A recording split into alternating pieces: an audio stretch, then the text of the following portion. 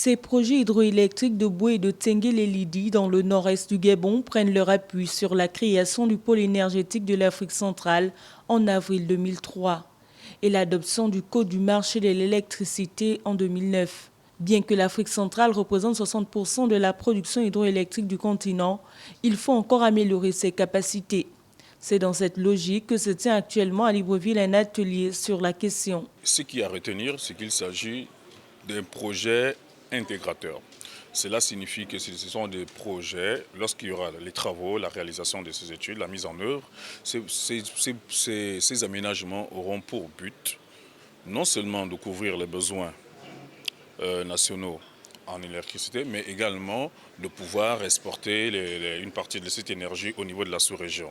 En plus de l'impact socio-économique qui sera abordé au cours de cette rencontre de 48 heures, le souci de la préservation de l'environnement sera lui aussi examiné avec beaucoup d'attention. La Banque africaine de développement est très fière d'accompagner ces deux projets qui ensemble font à peu près plus de 800 MW d'énergie pour l'Afrique centrale. Ici, dans la zone de Boé et de Tsengué, on est en urgence pour l'énergie, mais pas à n'importe quel prix. Nous avons une des zones des environnements les meilleures d'Afrique, les moins détruites. Donc il n'est pas du tout l'objet de détruire notre environnement, au contraire. Pour rappel, le Gabon fait partie des 11 États membres de la Communauté économique des États de l'Afrique centrale qui s'étend sur une superficie de 6,6 millions de kilomètres carrés pour 160 millions d'habitants.